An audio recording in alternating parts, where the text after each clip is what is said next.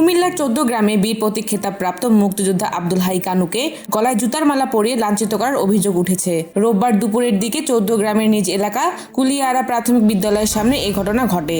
ওই বীর মুক্তিযোদ্ধার সঙ্গে কথা বলে বিষয়টি নিশ্চিত করেছেন 14 গ্রাম থানার ওসি এটিএম আখতারুজ্জামান। রাতে ভিডিওটি ছড়িয়ে পড়ার পর সামাজিক যোগাযোগ মাধ্যমে নিন্দার ঝড় উঠছে। এই ঘটনায় অভিযুক্তদের শনাক্তের কাজ চলছে বলে জানিয়েছেন স্থানীয় পুলিশ। স্থানীয় একাধিক সূত্রে জানা গেছে, ওই বীর মুক্তিযোদ্ধার নাম আব্দুল হাই কানু। তিনি 14 গ্রাম উপজেলার বাতিশা ইউনিয়নের লুদিয়ারা গ্রামের বাসিন্দা। তিনি আগে আওয়ামী লীগের রাজনীতির সঙ্গে জড়িত ছিলেন। স্থানীয় সূত্রে জানা যায়, বীর মুক্তিযোদ্ধা কানু কৃষক লীগের কেন্দ্রীয় কমিটির সদস্য।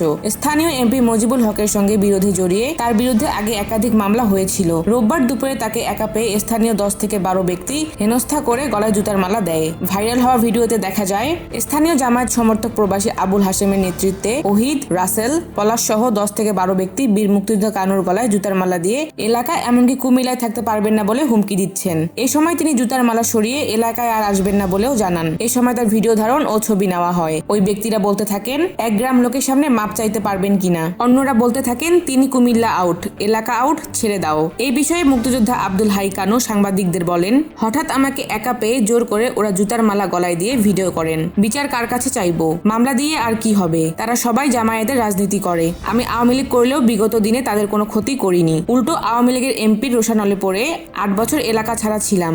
এই বিষয়ে 14 গ্রাম থানার ওসি এটিএম আখতারুজ্জামান বলেন, ঘটনার পর ওই মুক্তিযোদ্ধা মোবাইল ফোনে বিষয়টি আমাকে অবগত করেছিলেন। এই বিষয়ে তিনি অভিযোগ করবেন না বলেও জানান। তবে রাতে ভিডিওটি ভাইরাল হওয়ার পর আবারও তাকে অভিযোগ দিতে বলা হয়েছে।